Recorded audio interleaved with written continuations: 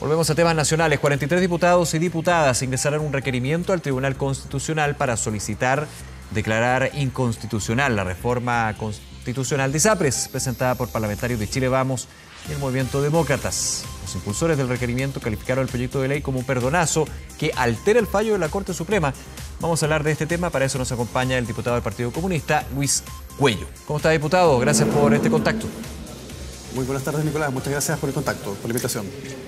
A ver, primero que todo, para tenerlo súper claro, ¿por qué a juicio de usted y los parlamentarios y parlamentarias debería ser inconstitucional esta reforma? Bueno, en primer lugar porque este proyecto de ley, que ya fue aprobado en la Comisión de Constitución del Senado, lo que hace es que invade las atribuciones del Poder Judicial.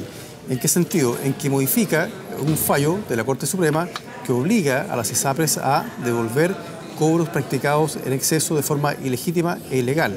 Lo que hace el proyecto de ley en definitiva es que reduce los costos para la ISAPRES, rebaja sustantivamente la cantidad que debe pagarse, altera la forma en que debe pagarse y cambia los plazos. Entonces, eso significa, a mi juicio, un hecho inédito. Nunca antes, incluso en la propia jurisprudencia del Tribunal Constitucional, se ha visto un proyecto de ley o de reforma constitucional que de alguna forma anule o modifique los efectos de un fallo. Por lo tanto, creo que es un precedente nefasto desde el punto de vista del Estado de Derecho, del régimen democrático, y en consecuencia nosotros hemos recurrido junto con 42 diputados y diputadas ante el Tribunal Constitucional para que se declare inconstitucional este proyecto de ley. Claro, esta iniciativa de distintos senadores, entre ellos la senadora Rincón, Walker, también senadores de Chile Vamos en este caso, busca en el origen, digamos, o desde el punto de vista práctico, regular lo que es la tabla de factores. Ahora, en algún minuto, ante la duda de este proyecto alternativo, que de hecho se ingresó, si no me equivoco, en diciembre del año pasado, se ofició por parte de la senadora Rincón a la Suprema para que explicara si efectivamente iba en contra del fallo o no. Bueno, finalmente lo decía la semana pasada la ministra vocera Ángela Vivanco, por este tema, pero por otra situación que podemos comentar después, que no estaba dentro de las competencias porque finalmente no aludía a lo que es la función de los tribunales de justicia. Entonces no hubo aclaración por parte de la Suprema si iba en contra del fallo o no. ¿El Tribunal Constitucional, a su juicio, diputado, podría ser claro en términos de que hay un choque de poder en este sentido? Efectivamente, la Corte Suprema no puede hacer una opinión respecto del fondo del proyecto de ley, pero en el caso del Tribunal Constitucional sí lo puede hacer. Primero porque hay una clara infracción al principio de juridicidad, que está en los artículos 6 y 7 de la Constitución, en el sentido que ningún poder puede actuar más allá de sus competencias, de sus atribuciones. Y en segundo lugar porque el artículo 76 prohíbe al Poder Ejecutivo y también al Poder Legislativo a invadir o modificar o revisar una resolución o el contenido de esta. Y revisar significa enmendar, modificar, y por lo tanto eso es lo que está haciendo este proyecto de ley. Y en consecuencia, a todas luces, abiertamente, es un proyecto de ley inconstitucional porque pugna con la noción más básica, más mínima del Estado de Derecho y también de la separación de poderes. Ahora, para tenerlo súper claro también, veíamos imágenes de ustedes en el Tribunal Constitucional, no al perdonazo. Lo que se está pidiendo en este requerimiento es que se declare inconstitucional por el choque o la jurisprudencia, digamos, de los poderes del Estado, más que por la opinión personal que pueda tener usted como parlamentario sobre que se esté perdonando a las ISAPRES la deuda impresa en este fallo de la Corte Suprema. O sea, claramente que hay razones jurídicas de fondo que son de bastante peso, pero también desde el punto de vista de lo que se está buscando, aquí hay una intención de, en el fondo, resguardar los intereses y el patrimonio de grandes grupos económicos, eso hay que decirlo abiertamente, y también de otorgar una suerte de patente de corso a la ISAPRES para que sigan abusando los chilenos. Esa es la razón política de fondo. Entonces acá hay un examen desde el punto de vista constitucional jurídico, pero también políticamente. Nosotros nos hemos impulsado, junto con parlamentarios y parlamentarias de diferentes bancadas, a presentar este requerimiento justamente para ir en defensa, en auxilio de los afiliados que han sufrido por décadas abusos por parte de la ISAPRES, y sin embargo ahora nos encontramos con senadores que en el fondo quieren legitimar estos abusos y permitir que sigan ganando dinero a costa de los chilenos. Ahora, a juicio suyo, ¿por qué es un perdonazo? ¿Esto es descartado por los autores de la reforma constitucional? Bueno, lo descartan pero no lo argumentan, porque lo que hace el proyecto de ley, en primer término, como decía al principio, altera la forma en que se devuelven los excedentes cobrados ilegalmente. Esto es, dice el proyecto de ley que se pagan con beneficios, en cambio la Corte Suprema ha establecido que deben pagarse con excedente.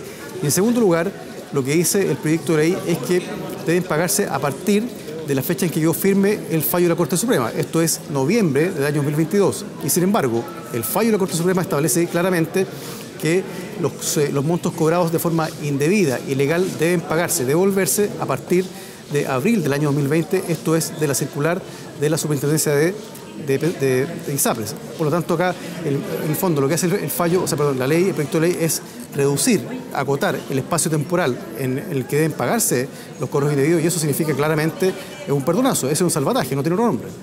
Claro, pero aquí no se extingue lo que es la deuda completa. Eventualmente, ante el análisis que usted hace de esta reforma constitucional, serían generando bordes, ¿no? No la extingue, pero reduce sustantivamente el monto a pagar. Y por eso que es un salvataje. Monto que todavía no sabemos. Ahí podemos ir conversando también de las novedades, porque este tema ha estado bien movido, pero a su juicio va acotando y finalmente dando un margen finalmente para que las aseguradoras de salud privada paguen menos de lo que eventualmente estaría estableciendo el fallo. ¿Es entenderlo así? O sea, claro, tienen que pagar menos según este proyecto de ley, porque en definitiva, si se reduce el plazo de noviembre de 2022... Claro, porque un perdonazo para mí sería extinguir la deuda completa, digamos. No necesariamente un perdonazo, también implica también reducir el monto de lo que debe pagarse. Entonces, eso es un perdonazo y es también un salvataje. Entonces, ¿cuál es el interés de los senadores al presentar este proyecto de ley? No es solo, en el fondo, que resguardar el patrimonio de la ISAPRE frente a un abuso, porque acá también hay que decir que la ISAPRE se han puesto en una posición de víctima, cuando en realidad ellos están provocando un daño enorme a los afiliados con estos cobros millonarios. Entonces, creo yo que acá lo justo es que nadie puede estar por sobre la ley y, por lo tanto, debe respetarse el fallo de la Corte Suprema en toda su integridad. ¿Cuándo podría haber, esto es importante lo de los plazos, ¿cuándo podría haber algún pronunciamiento por parte del Tribunal Constitucional? ¿Hay claridad de eso o va a depender efectivamente del Tribunal cómo lo vaya estipulando? En términos de que este proyecto de reforma constitucional, a la par de lo que es el proyecto de ley corta de ISAPRES presentado por el Ejecutivo, sigue su trámite, ya fue votado de hecho en la Comisión de Constitución del Senado. Bueno, puede seguir su trámite en intertanto y en paralelo el Tribunal Constitucional, de acuerdo a los plazos que están establecidos en la ley, va a tramitar este requerimiento. Nosotros esperamos, ojalá, tener noticias respecto primero de la admisibilidad, vienen después los alegatos. O sea, hay trámites que son necesarios e indispensables que están en la ley orgánica del Tribunal Constitucional y por lo tanto vamos nosotros a esperar paso a paso que se desarrolle el proceso. Pero tenemos muy buenas expectativas porque creo que la fortaleza de los argumentos es bastante clara y creo que es muy evidente, muy abierto, y por eso digo que aquí no hay precedente alguno. Esta es la primera vez que un proyecto de ley cambia una sentencia judicial. Entonces creo que eso es bastante grave y por eso que nosotros tenemos la expectativa que va a ser acogido nuestro requerimiento ante el Tribunal Constitucional. Ahora, en términos políticos, le llama la atención aquí la declaración que hace la senadora Rincón, una de las autoras de este proyecto de reforma constitucional. Dice, no se puede estar haciendo zancadillas a una propuesta que busca que no se vean afectados millones de chilenos en su acceso a la salud por el colapso del sistema público. Además, y aquí le quería preguntar su opinión, esta acción del oficialismo contradice el llamado del presidente de la República, quien llamó a llegar a acuerdos. Esto aludiendo a lo que fue el discurso del presidente en la cuenta pública. ¿Cómo reacciona frente a esto? Zancadillas, no se llega a acuerdos, finalmente es un tema más bien político que en la práctica solucionar un problema que está vigente. Yo primero le pediría a los senadores y senadoras que formularon este proyecto de ley que se hagan cargo del tema de fondo. Este proyecto de ley es un perdonazo, es un salvataje, sin embargo hasta ahora no han dicho si esto es o no un salvataje. Entonces creo que ese es el problema de fondo. Y respecto del diálogo, respecto del acuerdo, o sea, hay que llegar a acuerdo pero para implementar el fallo, y eso es lo que está haciendo el gobierno con el proyecto de ley corta.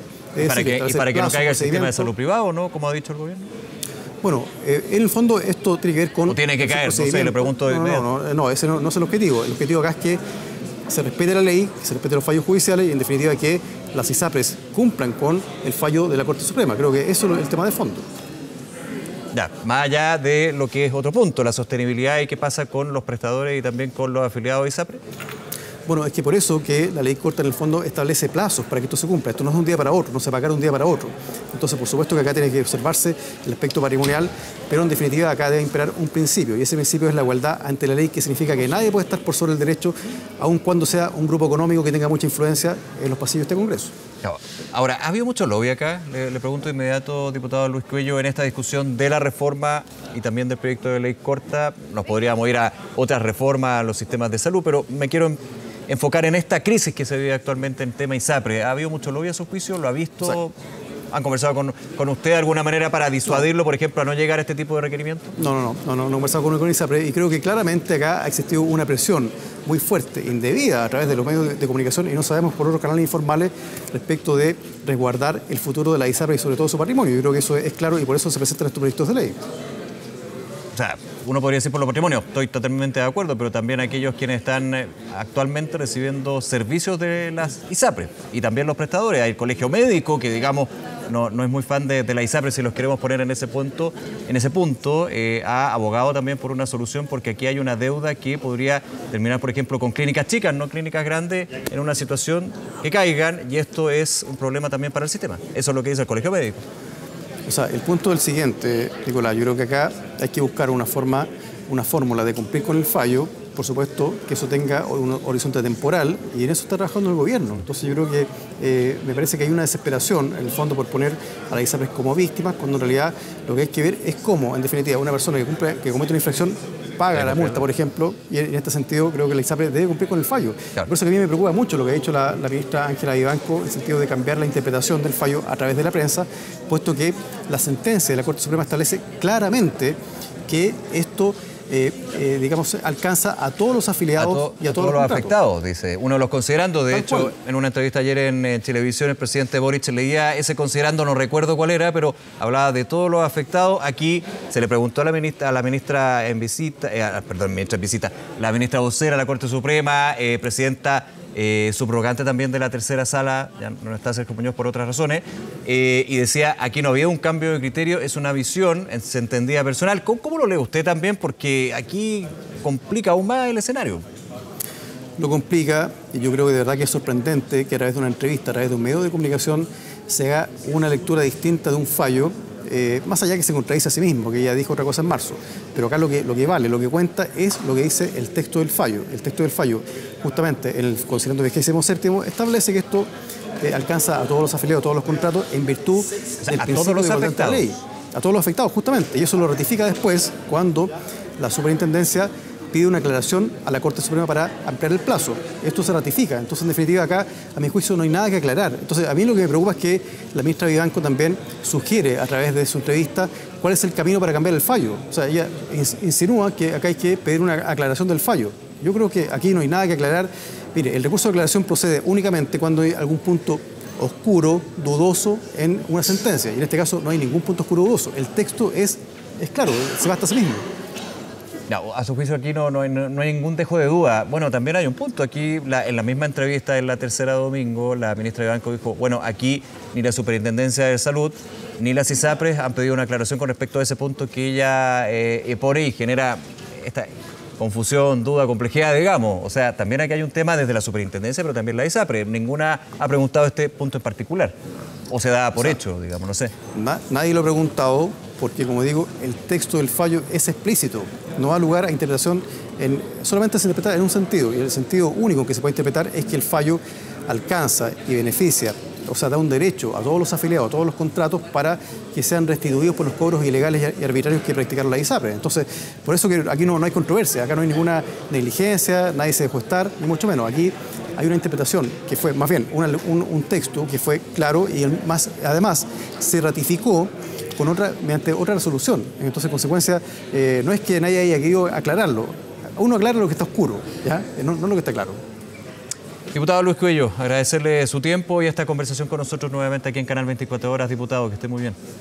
Muchas gracias, Nicolás. Buenas tardes. Un abrazo, buenas tardes. Cuídese.